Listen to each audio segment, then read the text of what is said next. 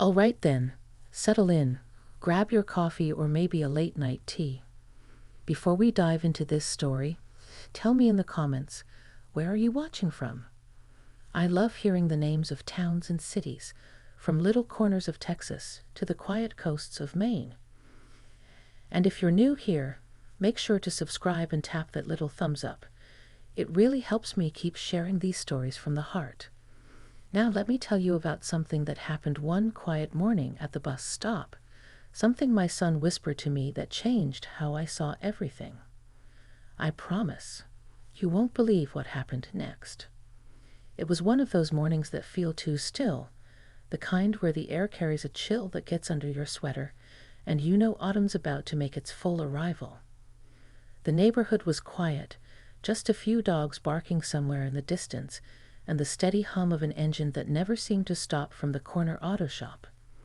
The bus stop sat at the end of our street, under an old oak tree that shed its leaves too early every year.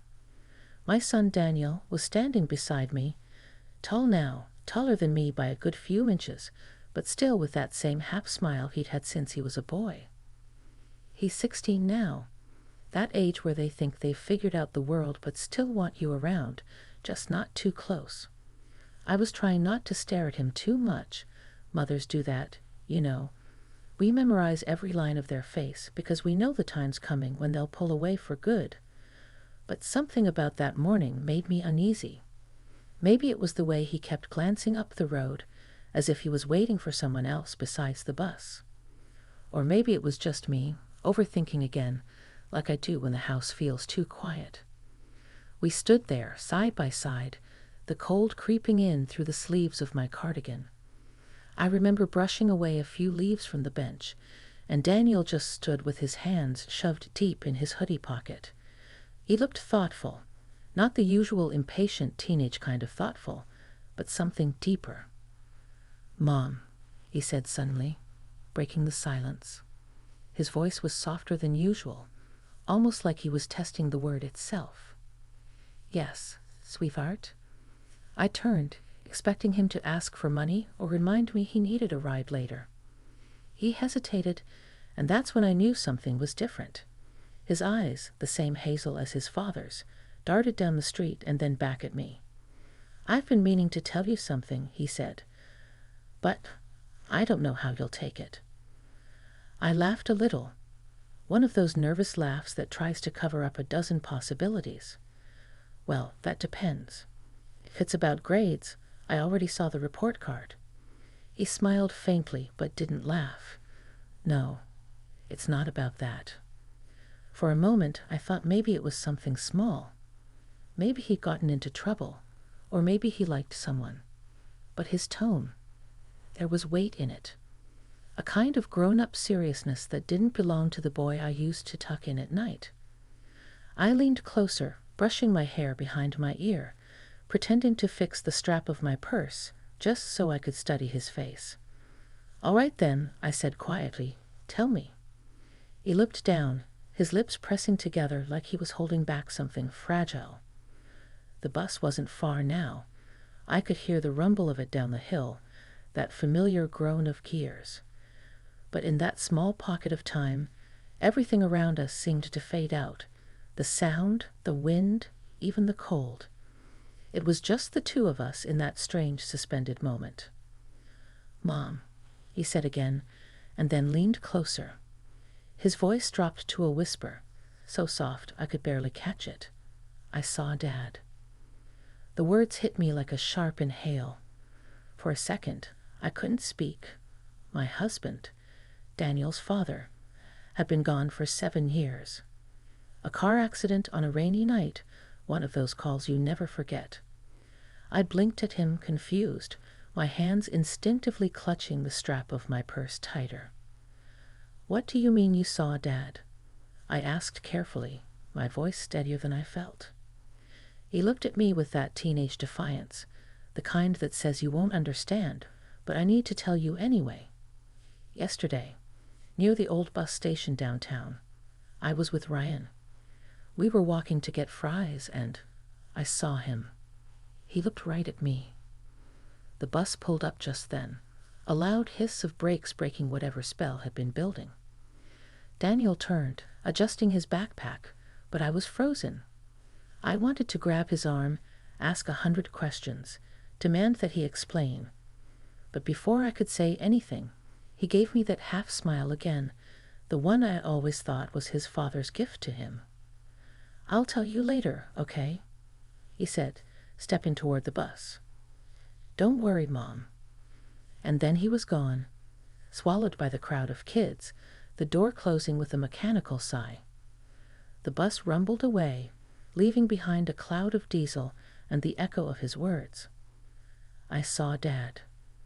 I stood there long after the bus had turned the corner. The morning light filtered through the oak leaves, golden and trembling, and I felt that strange mix of disbelief and longing wash over me.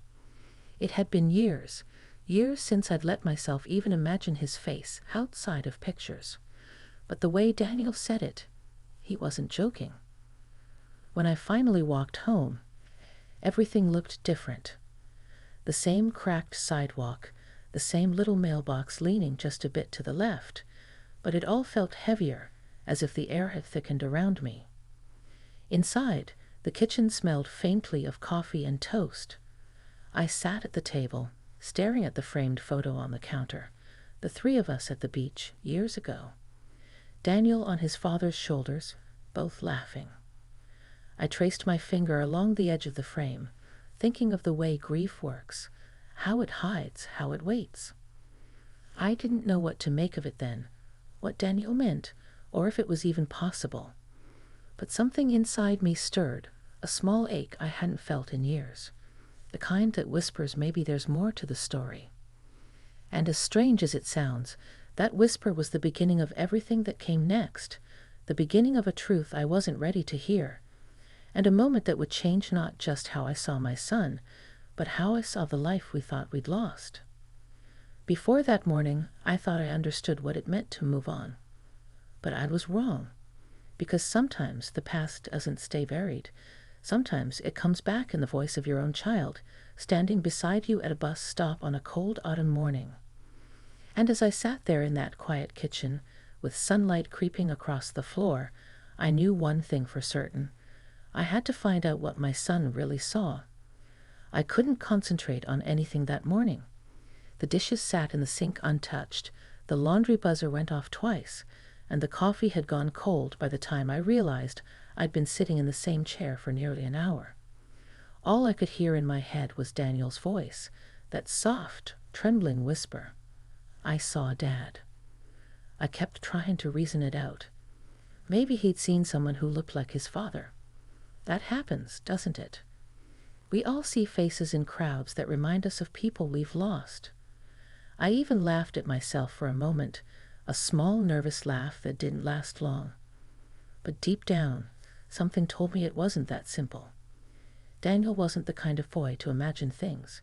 He noticed details, small ones, the kind of things people miss, a watch, a certain walk, the way someone tilts their head when they're listening.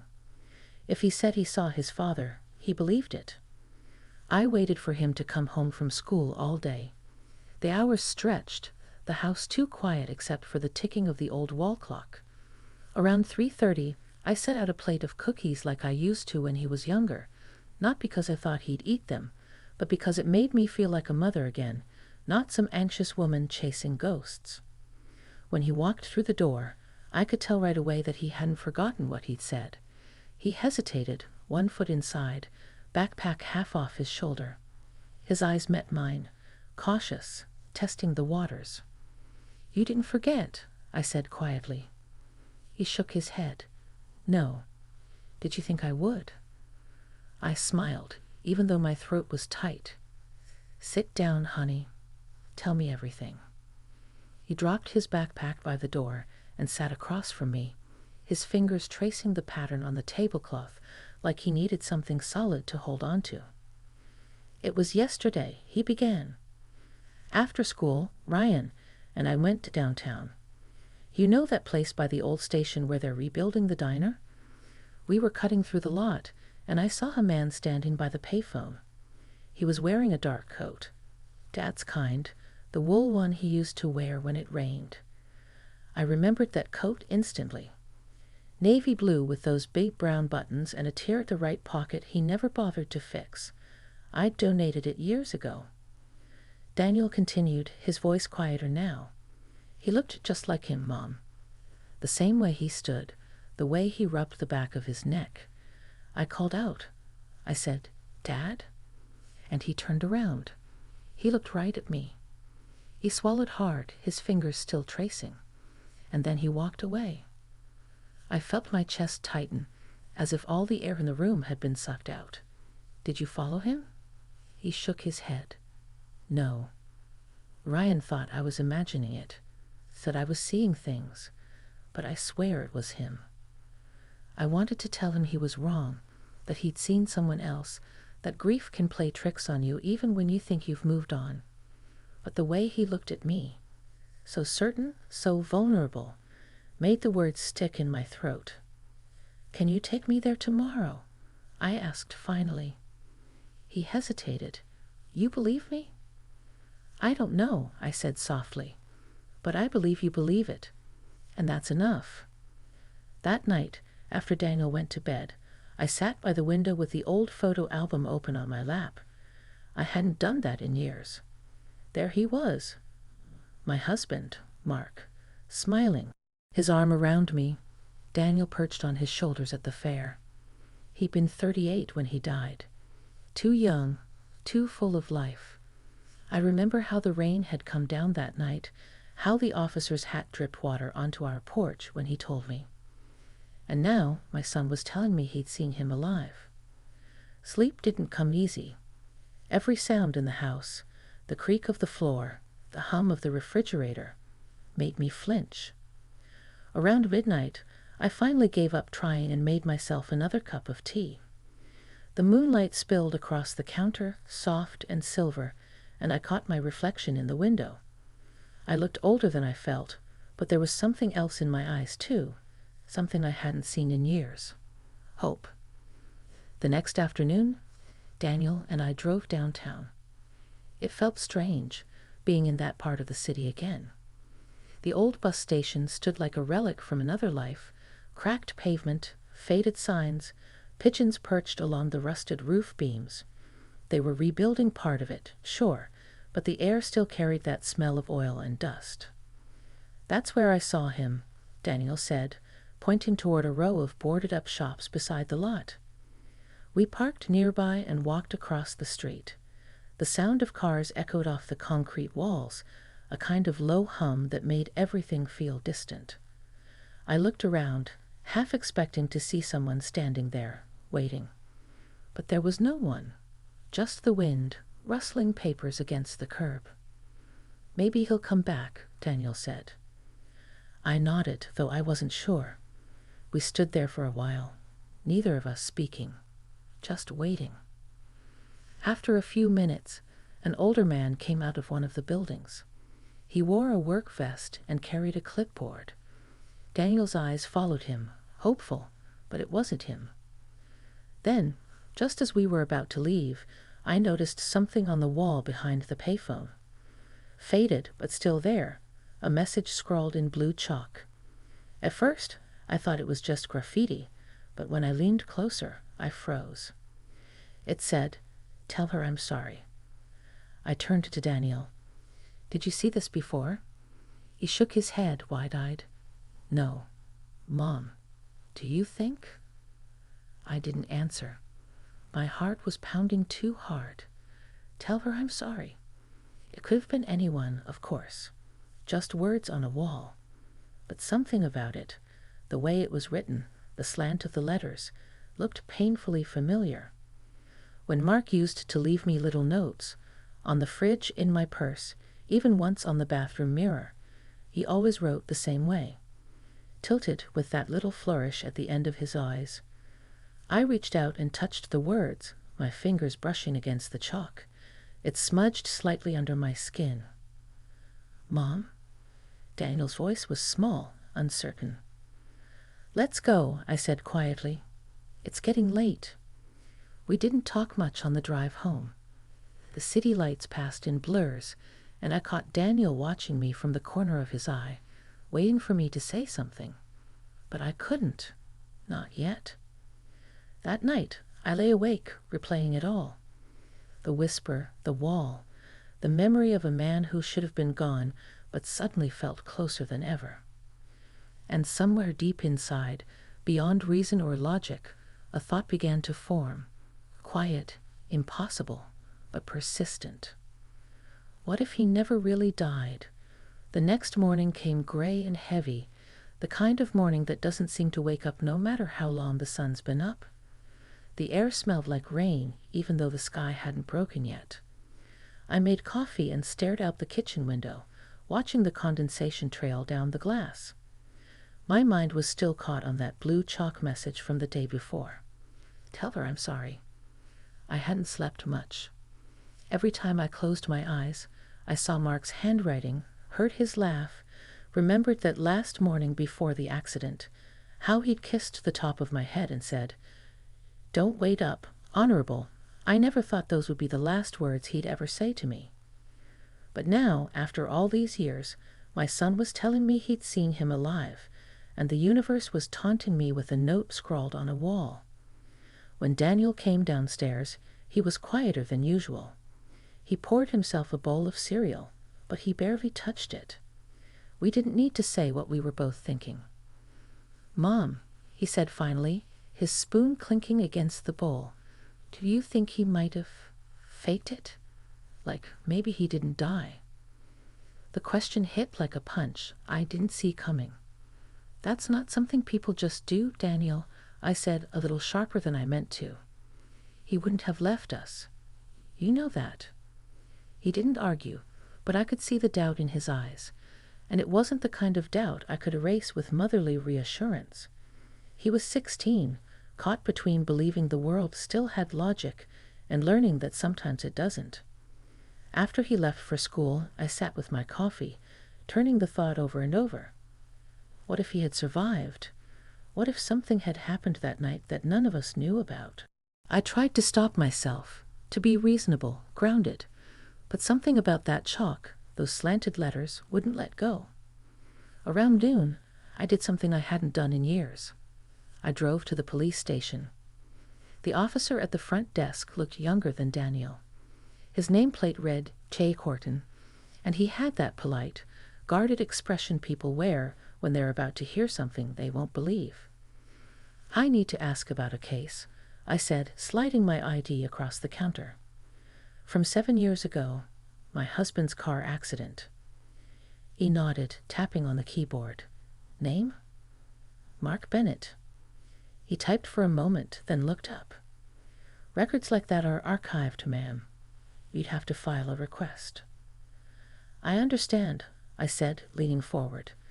"But could you just check something for me? Just the location." "Where they said the accident happened." He hesitated, then turned back to the screen. "Looks like Route 14, near the old bridge. Car went off the shoulder. Recovered body was identified at the scene." "Who identified it?" I asked. He scrolled again. "It says, visual confirmation by a coworker, Richard Hale." I blinked. Richard Hale. I hadn't heard that name in years. He worked with Mark at the construction company. They'd been close. After the funeral, Richard stopped visiting, stopped calling. I figured grief got the better of him too. Was the body, was it ever confirmed with dental records or anything? The officer frowned slightly. "I'm not seeing that in the file, ma'am. Maybe it's in the archived documents. You'd need to submit a formal request to access them." I thanked him, though my legs felt unsteady. As I walked back to the car, the rain finally started, soft at first, then steady. It drummed against the windshield as I sat there, my hands gripping the steering wheel, heart pounding with a rhythm that matched the rain.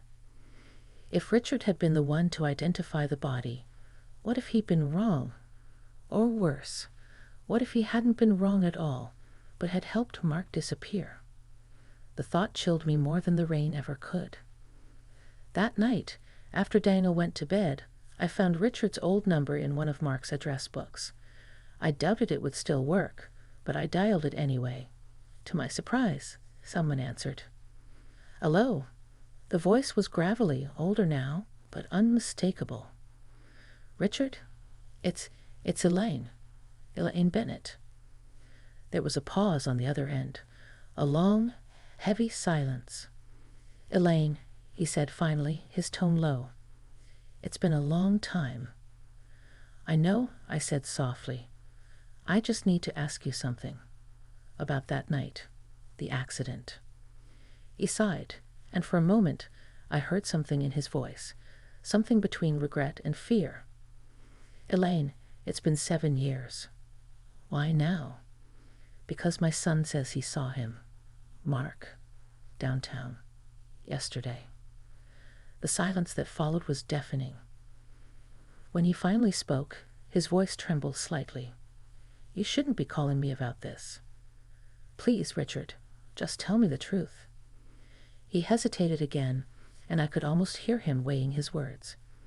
"Sometimes," he said slowly, "people make choices we don't understand, and sometimes the truth doesn't bring peace. It brings more pain." "Are you saying he's alive?" I demanded. But he didn't answer that. All he said was, "Don't go back to that bus station. Let it be, Elaine, for your sake and for Daniel's." Then he hung up. I sat there for a long time, staring at the phone, my heart pounding so loud I could hear it in my ears. His words didn't sound like denial. They sounded like warning. Sleep was impossible after that. Every time I closed my eyes, I saw Mark's face, half hidden in the rain, turning away from me just as Daniel described. The memory of him, the smell of his cologne, the warmth of his hands, all of it came flooding back until I felt dizzy from it. By morning, I'd made up my mind. If Mark was alive, I was going to find him. Not because I needed closure, but because I couldn't bear the thought that my son might be right, and that I'd spent 7 years mourning a man who was still walking this earth somewhere, leaving messages in chalk and watching from shadows. So when Daniel came down for breakfast, I was already dressed, car keys in hand. "Where are you going?" he asked, surprised. "To see someone," I said, "and you're coming with me." He frowned. "Who?" I didn't answer right away. I just looked him in the eye and said, "We're going to find your father." He stared at me, caught between fear and hope. Then he nodded slowly. "Okay, Mom, let's do it." And that's how it began, the day everything I thought I knew about my life, my marriage, and my husband started to unravel one truth at a time. The drive out of town felt different that day. The roads I'd driven for years suddenly felt unfamiliar, like the landscape itself had been rearranged overnight. The gray sky hung low, pressing down on the hills in a quiet, heavy way. Daniel sat beside me, earbuds dangling from his lap, but no music playing. Neither of us spoke much. We didn't need to. I had called Richard again that morning. He hadn't answered, but I left a message, not angry, not pleading, just tired. "You owe me the truth," I said into the receiver. "Please." An hour later, he called back. His voice was rough, but softer this time. "Meet me by the lake," he said. "The old cabin. You remember it." I did. Mark had helped Richard build that cabin when we were first married. We used to go there on weekends before Daniel was born. Just the 3 of us sometimes, fishing, barbecuing, pretending life would always stay that simple. I didn't tell Daniel much on the drive, just that we were meeting someone who might know something. The closer we got, the more the past pressed in. The lake came into view, still and glassy, the trees around it a mixture of deep green and rusted gold. Time hadn't touched it much. The cabin still stood on the far side, the wood darker now, the porch sagging slightly, but it was there. When we pulled up, Richard was waiting. He looked older than I remembered, gray hair under a faded cap, his face worn and tired, like he'd been carrying something too heavy for too long. He didn't smile when he saw us. He just nodded and motioned for us to follow him inside. The cabin smelled of dust and cedar. A kettle sat on the stove, not yet boiling. Daniel hovered near the door, cautious. "Mr. Hale," he said quietly. Richard gave a faint nod, his eyes flicking between us. "You look just like him," he said to Daniel, and something in his voice cracked a little. I folded my arms. "Tell me the truth, Richard. Please. Did Mark survive?" He didn't answer right away. He took off his cap, rubbed the back of his neck, and stared out the window toward the lake. "I told myself I'd never talk about that night again," he said finally. "But you deserve to know." He turned back toward me, his eyes glassy. "The night of the accident. It wasn't an accident. Mark had been planning to leave." I felt my breath catch. "What?" Richard sighed. "He got mixed up in something. A business deal gone wrong. He didn't tell you because he thought he could fix it before it got bad. But by the time he realized what he'd gotten into, it was too late. He was scared, Elaine. Not just for himself, for you and the boy."